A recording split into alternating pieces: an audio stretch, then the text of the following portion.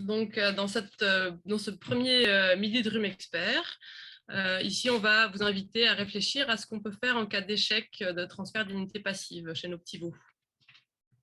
Alors, un petit rappel, on sait que classiquement, on fixe cette limite à 10 grammes d'immunoglobuline par litre de sang pour se dire qu'on a un transfert qui est réussi. Bon, c'est assez limitant de parler comme ça. On a vraiment un seuil de ce 10 grammes d'immunoglobuline pour sortir de la zone de mortalité. Mais alors, on rentre dans cette zone qu'on va classifier plutôt dans la morbidité. Or, on sait bien que finalement, un veau mort, ça vaut parfois mieux qu'un veau qui charogne pendant plusieurs semaines. Donc, nous, on essaie plutôt de viser des seuils un peu plus hauts, c'est-à-dire on est autour des 15-18 grammes d'immunoglobuline par litre de sang. Et c'est un peu pour ça que je vous ai remis ce tableau ici. C'est le dernier consensus par Lombard de 2020. Il est intéressant parce que non seulement il relève un petit peu ces seuils dont on parle depuis des années, c'est-à-dire ce seuil de 10 grammes, et il classifie aussi, il hiérarchise les taux un peu supérieurs. Donc, qu'est-ce qu'on voit ici? On voit que déjà, on parle les taux les plus élevés, c'est autour de 25 grammes d'immunoglobuline par litre, ce qui est complètement différent de 10 grammes, on est bien d'accord. Et là, on essaye d'avoir 40% de nos veaux qui sont dans cette catégorie-là. Qu'est-ce qu'on voit ici? Moi, je vous ai remis ce petit graphique-là que je trouvais intéressant par rapport justement à ce tableau. Ça, c'est une évaluation des transferts colostraux en Wallonie en fin de saison 2020. Et on est plutôt inversé en fait. On se rend compte que on est plutôt, nos 40%, ils sont plutôt dans les échecs que dans les réussites. Voilà, donc c'est intéressant de se rendre compte qu'il y a encore du boulot finalement et que y a des choses à explorer. Alors, quel est l'intérêt de faire ces petits transferts colostraux? Ça nous donne une image du troupeau.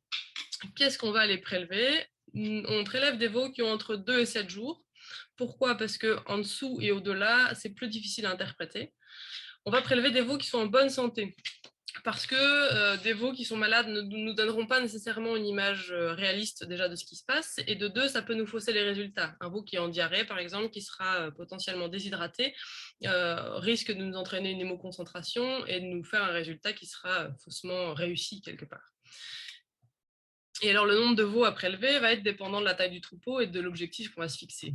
Ici, je vous ai remis le réfractomètre, puisque c'est ce que beaucoup d'entre vous, déjà, j'imagine, utilisent pour évaluer ces transferts colostraux. Combien de veaux je vais être amené à prélever? Donc, comme je vous disais, ça va dépendre de mon nombre de vélages, donc vraiment de chaque ferme, et des objectifs que je vais me fixer, dépendant ici de ma taille de troupeau, ici de mon nombre de vélages que j'ai, et dépendant de mon objectif. Alors, qu'est-ce que je me fixe comme objectif? Est-ce que je me fixe 10% de veaux qui vont être en échec, moins de 10% de veaux qui vont être en échec, c'est-à-dire 90% de veaux qui vont bien? Alors là, je me situe dans cette zone-ci. Admettons par exemple pour un pot de 60 vélages, je vais me trouver à 23. Je voudrais prélever 23 veaux pour avoir une moyenne. Toutefois, je trouve que ce nombre est trop élevé et que je veux me fixer des objectifs différents, c'est-à-dire, allez, on va se dire 30% de veaux qui vont être en échec, et donc 70% de veaux qui doivent aller bien. Je me trouve ici, à 8 veaux à prélever. Gardez en tête que 30% qui sont en échec, c'est quand même un veau sur 3, ce qui est assez énorme. Qu'est-ce qui peut expliquer qu'on ait des échecs? C'est très varié, c'est multifactoriel, c'est des raisons qui parfois s'entrecroisent, parfois c'est vraiment des raisons uniques. Qu'est-ce qu'on peut avoir? On peut avoir un volume insuffisant, on peut avoir un colostrum qui n'est pas donné suffisamment précocement, une quantité d'immunoglobuline qui ne va pas être suffisante, un manque d'hygiène, une carence protéique du veau, une carence en sélénium. Mais alors, il est nécessaire alors de se poser la question, si j'ai une carence protéique, si j'ai une carence en sélénium, d'où est-ce qu'elles viennent, ces carences? Et voilà, ici, je vous ai remis une petite illustration. Simplement, c'était une petite expérience que je menais en ferme. J'avais pris des veaux que j'ai testés voilà, dans la routine classique de l'éleveur. Les veaux recevaient leur colostrum, ils avaient tous le même volume, autour de 3 litres. C'était du colostrum qui venait d'une ferme voisine, et ils recevaient leur colostrum, c'était sûr, dans les 12 premières heures, ils avaient leur volume de colostrum. Ils étaient tous en échec. Donc, ils étaient tous bon, à 10, hein, donc au quote-off. Donc, est-ce qu'on considère que c'est un échec ou non? Voilà, libre interprétation. Je leur ai fait donner le colostrum dans les 2 heures qui suivaient le vélage. C'était en blanc-bleu, donc c'est assez facile. Pendant que le veto finit de recoudre, on suit la césarienne, hop, l'éleveur s'occupe de son veau, il reçoit son colostrum. Et boum, ils ont tous grimpé, ils sont tous à 15. Donc voilà, c'est une petite image. Bon, c'est pas une expérience faite sur 20 fermes, mais c'est un ressenti intéressant, c'est un résultat intéressant de se rendre compte que rien qu'en changeant un paramètre, on peut déjà changer beaucoup de choses. La quantité et la qualité, c'est quand même assez lié. Ici, je vous ai remis donc les équivalents entre le réfractomètre du colostrum et la valeur réelle en immunoglobuline qu'on va retrouver dans son colostrum. On parle souvent des 22% Brix pour les 50 grammes par litre d'immunoglobuline dans son colostrum, qui est vraiment, là, pour moi, la valeur la plus faible à ne pas... faut pas aller en dessous, parce que sinon, on se retrouve à devoir donner des litres qui sont vraiment pas compatibles avec les premières heures de vie d'un veau, mais qui ne sont pas nécessairement pour moi à jeter. On en reparlera un peu plus tard. Et je vous reparle aussi du 25%. Donc, on est dans les 80 grammes d'immunoglobuline. Ici, c'est ce qu'on va essayer de conserver quand on veut garder du colostrum au congélateur, au frigo. Parce qu'on a quand même une dégradation des immunoglobulines. Donc, si on veut le conserver, on vise un peu plus haut. Pour donner en direct, bon, on peut rester sur les 50, pourquoi pas. Je vous remets ici le petit tableau. Donc là, c'est vraiment les équivalences du poids et des besoins en anticorps. En fait, c'est une bête règle de 3, on est autour des 5 grammes par kilo. L'intérêt, c'est de voir justement, si on se base uniquement sur les besoins en anticorps, combien de litres on va vouloir donner à son veau dans les premières 2 heures, dans les premières 24 heures. Donc voilà, tout ça, toutes ces raisons d'un échec, ça veut dire qu'on a investigué, ça veut dire qu'on a discuté avec son éleveur, qu'on a été mesuré, parce que voilà, quand on dit qu'on n'a pas assez d'immunoglobuline dans son colostrum, ça implique d'avoir été le mesurer. Quand on dit qu'on a une carence protéique chez son veau, de la même manière, ça implique d'avoir été le mesurer. Donc, on a été faire une prise de sang, on se rend compte qu'il n'y a pas ce qu'il faut. Ça veut dire que du coup, on a une réelle discussion avec son éleveur, avec l'éleveur qu'on a en face de soi. Comment est-ce qu'il gère son colostrum? Comment est-ce qu'il prépare ses vaches en fin de gestation? Est-ce qu'il faut qu'on aille revoir point par point? Est-ce qu'il faut simplement changer un paramètre de la ration de préparation vélage? Voilà, il y a tout autant de questions qui sont à poser, tout autant de solutions à apporter. Mais c'est important de pouvoir mesurer, d'avoir des données chiffrées dont on peut discuter, qu'on peut réévaluer et qu'on peut recontrôler si on met en place des choses, des paramètres différents. Donc c'est un peu ça l'idée que je veux vous faire comprendre, c'est que si vraiment on se rend compte qu'on a un problème à l'échelle du troupeau, on va soigner le troupeau. À quel moment on va se poser la question de se dire tiens, je vais aller faire mes transferts colostraux? Voilà, on a tout le troupeau qui merde tout d'un coup, on ne comprend pas ce qui se passe. Ça vaut toujours le coup de revenir à la base, donc de vraiment reprendre les vélages 2 à 7 jours. Hop, on se refait tous les veaux, on va essayer de comprendre ce qui se passe. Si mes transferts sont pas bons, qu'est-ce que je vais voir? J'ai plusieurs possibilités. Est-ce que ça va venir de mon veau? Est-ce que ça vient de la mer? On va explorer les différentes pistes. Et c'est des petites choses qui peuvent être faites vraiment. Moi, j'aime bien faire ça à des moments, même au sein du même troupeau, plusieurs fois dans l'année, parce que un début de saison, un milieu de saison, une fin de saison, c'est vraiment des contextes épidémiologiques et environnementaux complètement différents. Donc, ça nous permet justement de voir un peu comment ça évolue. D'une part, si on a mis des choses en place, est-ce que ça évolue? Et est-ce que j'ai des moments clés dans mon troupeau que je dois explorer et que je dois améliorer? Donc, l'idée, voilà, c'est vraiment de reprendre le contrôle par des mesures et des ajustements. Parce que des ajustements, c'est bien, mais si on n'a pas une mesure et des chiffres de base, on ne peut pas aller vérifier si ce qu'on a mis en place est correct ou alors si on fait fausse route. En termes de traitement individuel, parce que on peut être amené à vouloir traiter un veau particulier, parce même des transferts globaux, je veux dire, si on a des transferts moyens dans une ferme, ça n'exclut pas un échec individuel. Donc voilà, on est vétérinaire avant tout, on est appelé pour un animal. Voilà, qu'est-ce qu'on fait sur cet animal-là? Alors le veau mâle laitier, on va peut-être pas s'amuser à aller lui faire une transfusion, mais voilà, on peut être amené à devoir faire une transfusion sur un animal. Ça peut être une situation d'urgence. Ça va pas remplacer le colostrum qu'il n'a pas eu. Ça lui permet de passer un cap on est autour de 1 demi-litre à 1 litre de sang par veau. Les immunoglobulines qu'il y a dedans ont une durée de vie restreinte, hein, donc vraiment ça ne remplace pas le colostrum, ça permet au veau de passer un cap compliqué et de repartir sur de bonnes bases. Donc pour info, les IgG ça va être autour de 15 jours dans le sang, et les IgM et IgA on est plus autour de 4 jours, 2 jours. Voilà. Donc c'est vraiment plus pour passer un cap, se redonner une petite immunité à un moment clé. Et on peut ajouter du colostrum de manière régulière dans le lait. Donc c'est pour ça que je vous disais, moi je ne suis pas forcément pour jeter ce colostrum qui a moins de 50 grammes par litre.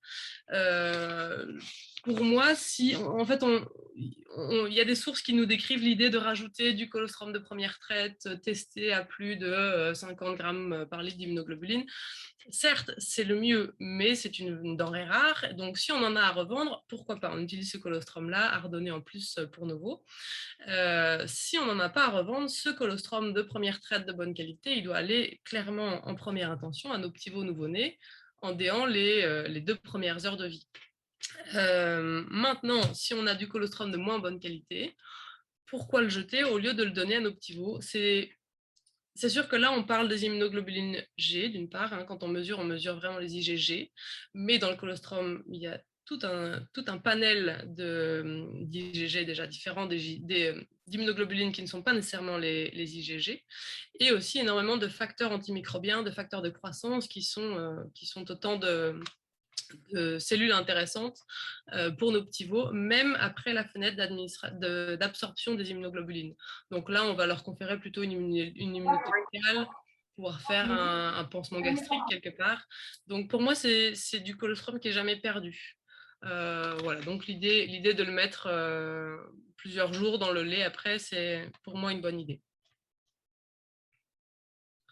Alors, le petit mot de la fin, c'est simplement qu'une ferme n'en est pas une autre. On est à chaque fois sur des contextes différents. On ne peut pas donner une recette qui sera appliquée chez l'éleveur A et qui sera la même chez l'éleveur C. Voilà, chaque contexte est différent, chaque instant où on est dans une ferme est différent, donc en début de saison, en fin de saison, on va avoir des choses différentes. Chaque observateur a son regard, donc l'éleveur qui passe dans ses veaux tous les matins, voilà, la vieille tante qui donne le lait au matin n'aura pas forcément le même regard que le fils qui est hyper actif dans sa ferme et qui est au fait des nouvelles choses. Voilà, chaque feeling est différent et chaque feeling est important finalement, et c'est intéressant de recouper les différentes données et les différents ressentis parce que c'est comme ça qu'on trouve des solutions et qu'on pense aux solutions qu'on peut mettre dans cette étable-là, dans ce troupeau-là. Je reviens quand même sur l'importance des données et du contexte, donc de l'anamnèse et des données chiffrées qu'on va pouvoir avoir, parce que c'est grâce à ces données chiffrées-là qu'on peut avoir un retour en arrière, un regard sur se dire ok, ce que j'ai mis en place c'est bien, ou bien non, ça marche pas. Bon, tiens, là il y a un truc qui se passe pas bien. Qu'est-ce qu'il y avait à ce moment-là? Est-ce qu'il y a quelque chose qui a changé? Voilà, donc c'est toutes ces données-là qu'on met ensemble et qu'on regarde pour sortir une solution pour chaque ferme. Voilà où je m'arrête pour aujourd'hui. Et donc, j'écoute avec plaisir vos différentes questions, si je suis passée trop vite sur certaines choses ou si je n'ai pas été claire sur d'autres choses. Merci beaucoup. Donc voilà, j'ai une question du docteur Théron. Est-ce qu'on ne devrait pas plutôt parler de grammes par kilo de poids vif du veau plutôt qu'en grammes par litre de colostrum pour la gestion? Alors, effectivement, on parle vous qui reprécise sa question, mais alors, si je pense bien à sa question, on est en grammes par litre de colostrum. Donc, on a les immunoglobulines en grammes par litre de colostrum, et on se fixe, donc j'avais cette petite dia ici, voilà, qui nous permet d'évaluer un petit peu les besoins du veau en termes par rapport à son poids. Donc là, effectivement, on calcule, je parlais de 5 grammes par kilo de poids vif, ce qui nous permettait de se dire, par exemple, qu'un veau de 30 kilos aura ses besoins de 150 grammes d'immunoglobulines, ce qui ne sera pas les mêmes besoins qu'un veau qui pèse 80 kg, ça on est bien clair. C'est pour ça qu'on a fait cette différence un petit peu ici, qu'on s'est basé vraiment sur les anticorps, pour être sûr que le veau reçoive en fait ses besoins en anticorps. Il a d'autres, le colostrum renferme aussi l'énergie, les protéines, les matières grasses, etc., qui sont autant de choses intéressantes dont il a besoin au démarrage. Mais si au moins on peut lui faire cet apport d'immunoglobulines, on a déjà fait la moitié du chemin quelque part. Je ne sais pas si ça répond à la question. Je vous invite. En fait, la question que je me posais, c'est du coup, ça veut dire qu'on doit sortir des recommandations standards du colostrum. Ça doit dépendre vraiment de la ferme et du poids des veaux moyens, si je comprends bien, dans ton approche. Oui, tout à fait, parce que les recommandations classiques, c'est de donner 10% du poids vif, 200 grammes d'immunoglobulines par veau. Bon, c'est des recommandations qui ont cours depuis longtemps, mais qui sont surtout basées sur des études américaines, sur du laitier. Nos veaux blanc-bleu, c'est pas le même gabarit, c'est pas le même métabolisme. Et donc, on se rend compte vraiment que voilà, déjà les poids étaient sous-évalués finalement. Les seuls vrais intervenants qui estimaient généralement bien le poids, c'était les vétos, parce que c'est eux qui les sortaient en césarienne. Les éleveurs les estimaient plutôt 10 kg de moins. Or ça nous change déjà pas mal les apports d'immunoglobulines dont le veau peut avoir besoin. Et donc effectivement, c'est intéressant aussi du coup de peser nos veaux ou bien de discuter. Veto-éleveur, voilà, le veto qui a sorti son veau, celui-là, n'hésite pas à mettre 1 litre en plus, pèse ton colostrum, regarde ce qu'il y a dedans. Voilà, ne pas hésiter, ne pas juste se contenter de se dire voilà, c'est bon, il a reçu ses 200 grammes, c'est bon, ou bien il a reçu ses 2 litres de colostrum, c'est bon. Et du coup, pour toi, en blanc-bleu, 200 grammes, c'est insuffisant? Pour moi, 200 grammes, c'est insuffisant. Okay. Oui, clairement. Il n'y a pas beaucoup de veaux blanc-bleu qui font 40 kilos. Hein. Oui, je vois que je n'ai pas vos noms de famille, hein, donc je vais me permettre de vous nommer par vos prénoms. Donc, je vois que le docteur Denis, le docteur Marc et le docteur Sébastien participent à vos questions. Et donc, n'hésitez pas à mettre vos micros et vous pouvez, ici, c'est vraiment le moment d'échange, donc à participer oralement à cette discussion, si c'est possible. Donc ici, je vois que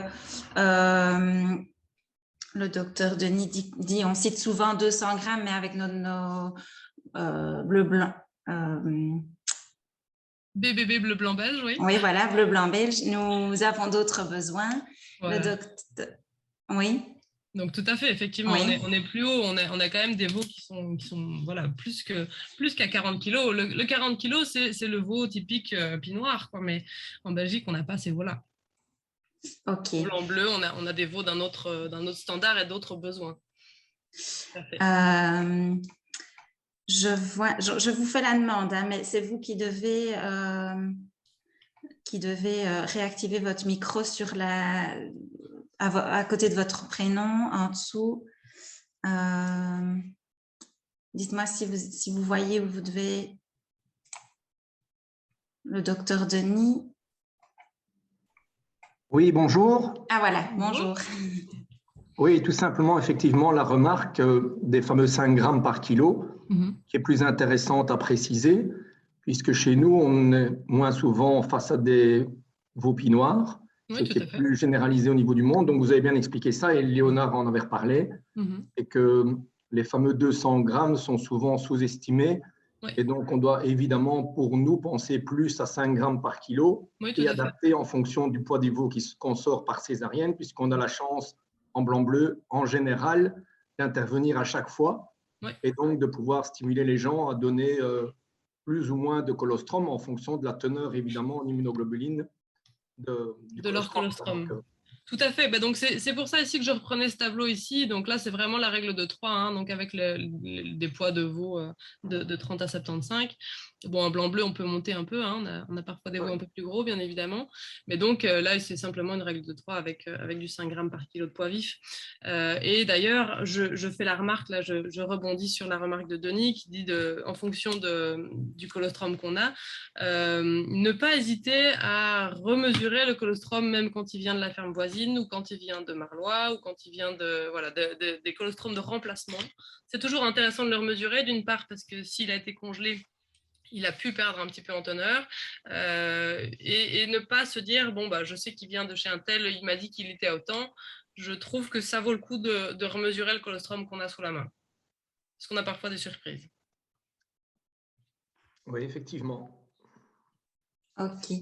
Est-ce que le docteur Sébastien pourrait un peu nous expliquer quand vous parlez de l'absorption au niveau du tube digestif?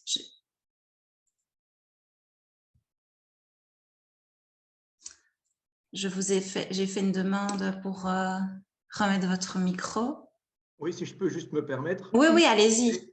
Mais c'est que ça dépend effectivement du moment à partir duquel on distribue le colostrum. Oui. Et donc, il y a une cinétique qui diminue en fonction du temps et en fonction, ça commence à partir du moment où on donne du colostrum, ça commence à diminuer avec le temps.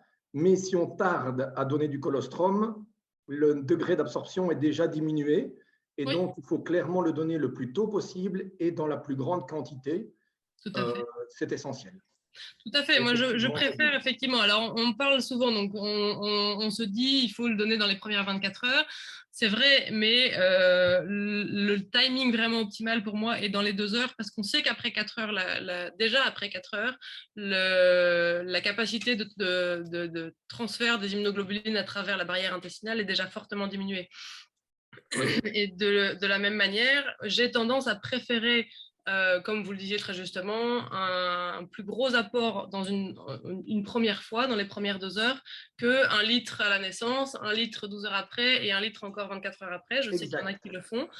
Je préfère à la limite qu'ils aient leurs 3 litres dans les premières 2 heures. Même s'ils cuvent un peu leur colostrum après, bah, voilà, moi ça ne me dérange pas, mais au moins je sais qu'ils ont eu leurs apports. Très juste. C'est vraiment ça qu'il faut encourager. Et l'ARCIA avait fait une étude il y a 4 ou 5 ans sur le transfert d'immunité en fonction du mode de distribution du colostrum. Et l'éleveur qui avait le plus haut taux de transfert d'immunité était en fait un vétérinaire qui donnait 4 litres de colostrum directement à la naissance à son veau, en sondant pour la plupart, ce qui n'est pas l'idéal. Hein. L'idéal est qu'il puisse le téter. Mais on avait quand même constaté que c'était chez lui qu'il y avait le meilleur transfert d'immunité et de très loin, parce qu'il donnait une très très grande quantité dès le début. Tout à fait. Tout à fait. Sébastien, est-ce que vous arrivez à nous parler? Ici, moi, je vois que le micro est OK. Non. Bon. Alors, en attendant, est-ce que le docteur Marc peut revenir sur l'albumine? Est-ce que vous arrivez à remettre votre micro? Oui. Voilà, bonjour. Oui, bonjour. Vous m'entendez? Oui, on vous entend. Oui, donc c'est une exploitation que justement, je crois que c'est votre service avec nous qui est passé chez Laurent Peters avant. Donc, je ne vous entends pas super bien. On vous entend pas parler un peu plus fort. Oui. Oui, c'est un client chez Laurent Peters, donc que vous connaissez bien, vous avez été. Donc, on a fait tout ce qu'il y avait à faire. Chez nous, je n'ai jamais eu de rapport, mais pour le moment, on est parti dans les vélages. Et j'ai refait les tests donc à la sonde, le colostrum. On a fait des tests sur tous les veaux qui sont nés maintenant. Et je crois que j'ai dû envoyer à Léo, mais je n'ai pas eu de réponse. Tous ont un bon transfert, puisque c'était tout de suite. Et les albumines, bon, je vous ai mis plus ou moins la moyenne de 25-26. Oui. Mais aucun veau ne va. C'est les veaux à la naissance, les veaux à la naissance qui sont à 25-26 ou les vaches? Non, non, j'ai fait les veaux. Hein. J'ai fait la protéine totale, albumine et IgG. Oui. Et ça se tenait, il y en avait à 19, il y en avait à 16, 17, albumine 25, 26, 27, ça se tenait. Mais tous, de nouveau, comme je vous ai appelé tout ça aussi chez lui, à une semaine, fini, les veaux ne veulent plus boire, les veaux ne veulent pas, les veaux la diarrhée, les veaux… Donc, dans tout ce qu'on a fait, les compléments vitamineux, le nerf, 2 kg de protéines avant vélage pendant au moins 2, ça ne change rien. Donc, le câble a été nettoyé, blanchi, tout a été fait. Et je ne comprends pas, je ne sais pas, je ne sais plus expliquer à Laurent. Qu'est-ce qu'il est possible de faire? Non. Alors, voilà, je ne connais pas la ferme en tant que telle. C'est vrai que on reste ici sur, donc les albumines que j'entends restent assez faibles. Donc c'est un gros problème qu'on a eu sur l'année qui vient de se passer. Hein, on a eu vraiment des taux des albuminémies au niveau des veaux et des mères absolument catastrophiques. D'où le fait que je parlais ici de carence protéinique du veau, dans le sens où si le veau n'a pas ce qu'il faut en termes de protéines à la naissance, les immunoglobulines qu'il va recevoir même avec un très bon colostrum, donc c'est des protéines, et donc il va les manger plutôt que de s'en servir pour son immunité générale. Donc même les meilleurs transferts colostrum, même si on pourrait très bien mesurer avec à la naissance de très bons transferts colostraux et que ça merde après, parce que ce bénéfice de bon colostrum ne perdure pas dans le temps. Alors c'est ça la difficulté, c'est que cette carence protéique, il faut la travailler en amont, c'est-à-dire chez la mère, et que pour l'instant, c'est très compliqué de remonter les taux d'albumine des mères, et donc de finir les veaux correctement, entre guillemets. Ils avaient 8 jours. Quand j'ai Pardon? fait les tests, ils avaient déjà 8 jours. Je les ai plus au moment où ils ne voulaient plus boire. Mais Ouais. c'est pas encore trop dramatique. Ils n'ont pas encore trop chuté. Ouais. Malgré ça, le veau, voilà, et puis ça redémarre. Hein, il faut les restimuler, refaire, parce qu'ils ont un peu de diarrhée, mais dans la diarrhée, il n'y a rien de dramatique. Il n'y a pas de gardiose non plus? Non, tout a été demandé. Tout a été demandé à ce moment-là. On n'a même rien retrouvé de spécifique dans les diarrhées, les selles solitudes, mais je ne pense même pas les avoir mis sous antibiotiques, ils n'ont pas de température. C'est juste vraiment un affaiblissement, les veaux ne se lèvent plus. Pendant un jour, ils veulent bien boire, réhydrate, ça va, mais le lait, malgré qu'on a vérifié les concentrations, la température et tout, on l'avait déjà fait avec Léon. Mais, voilà. Et puis, ça dure 3-4 jours. C'est vrai qu'il se bat un petit peu. Je lui dis, on ne bat plus, essaye de donner le lait, s'il a envie. Et puis, les veaux redémarrent et ça va. Ça va. Maintenant, c'est des veaux qui, maintenant, aux 3 semaines, je ne les ai plus vus. Je suppose que tout est redémarré.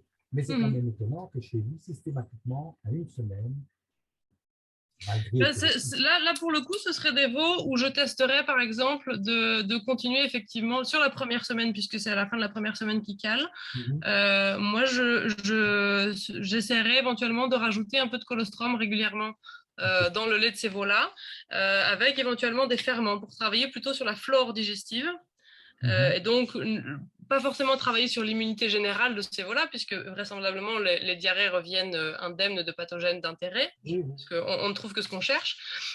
Mais donc, voilà, comme le microbiome, de manière générale, hein, chez nos mammifères de manière générale, que ce soit nous ou nos veaux, est d'une importance cruciale, on s'en rend compte de plus en plus tous les jours, et que dans nos colostrums, on retrouve ces bactéries de base, plus des ferments. Moi, j'ajouterais ça pour travailler vraiment sur le microbiome intestinal et donc stimuler ces veaux d'une autre manière. En tout cas, essayer quelque chose qui n'aurait pas encore été essayé. Je réponds à Léo qui me demande si un cours d'hydrotac qu'il y avait à ce moment-là quand il était passé, il n'y a plus rien, il n'y avait plus rien de pathogène.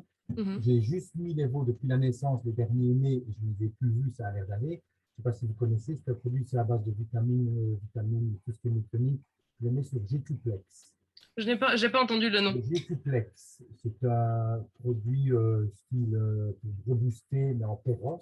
Ils ont ça depuis la naissance pendant quelques jours. Ouais. Et le G2plex, c'est G2plex. C'est français, mais ça donne pas mal chez lui. C'est pas donné et je vois que les veaux, voilà, ils sont beaucoup mieux. Mais ce n'est que des compléments, méthionine, vitamine B1, B12,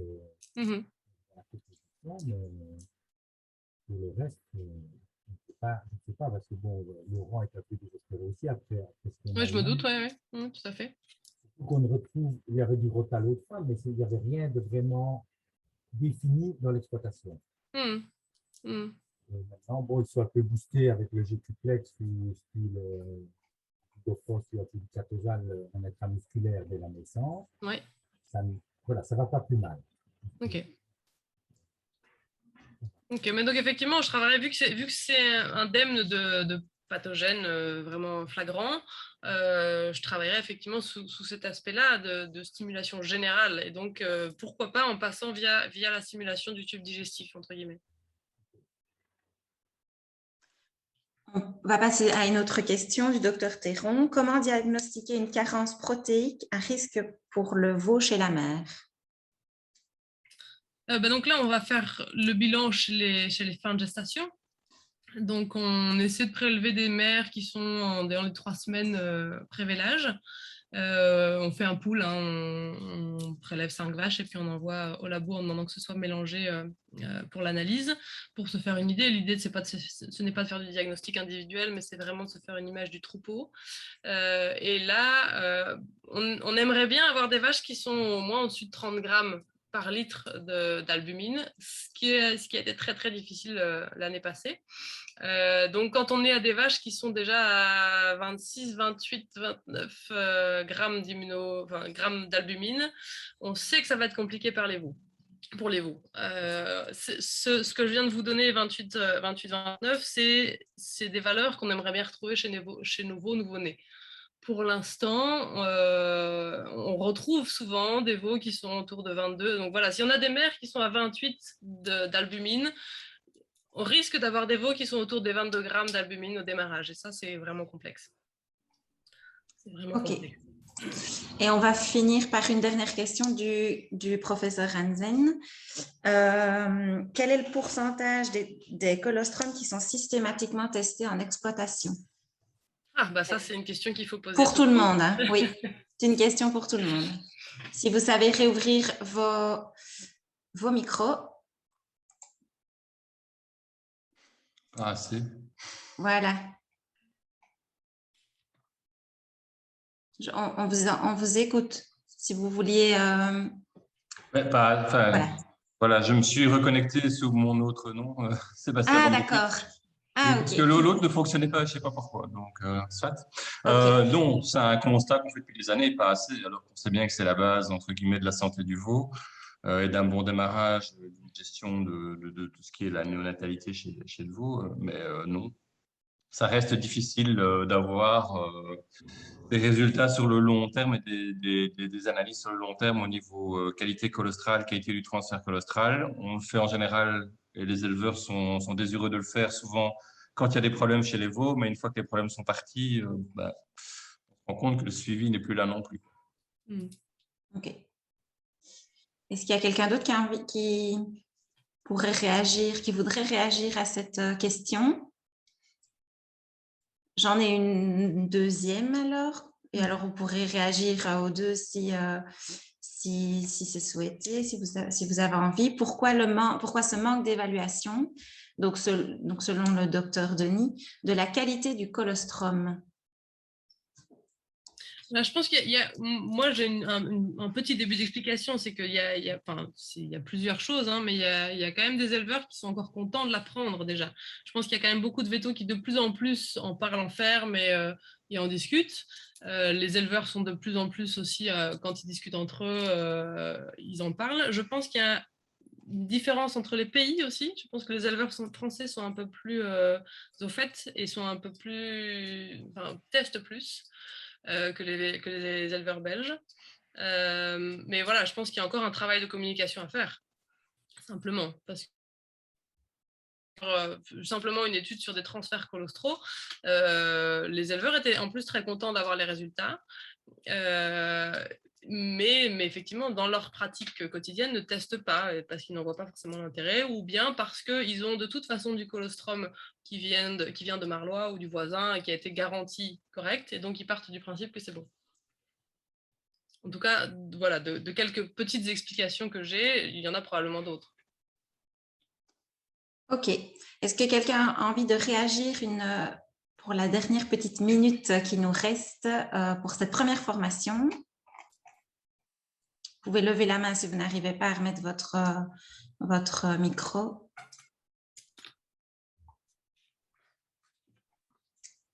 Non? Eh bien voilà, merci à tous d'avoir participé. Merci au docteur Meurette surtout pour la présentation. Et alors, voilà, je vous invite du coup à nous rejoindre pour nos autres formations. La prochaine sera le jeudi 16 septembre par le professeur Hansen, comment différencier par palpation les structures ovariennes. Et alors, voilà, vous retrouverez dans le Microsoft Form toutes les autres dates que vous avez déjà pu découvrir lors de votre inscription. Un grand merci à tout le monde et une belle après-midi à tous. Bon après-midi. Je réagis juste à Monsieur Denis. Je suppose que nous pourrons obtenir les notes. Il y aura oui, j'ai oublié de le dire. Au début à la suite de cette formation, vous recevrez un mail avec le PowerPoint et alors un petit débrief de cette formation avec les grosses informations à retenir et voilà, les grosses choses qui ont été dites même durant l'échange. Voilà. Merci à tout le monde. Bon après-midi.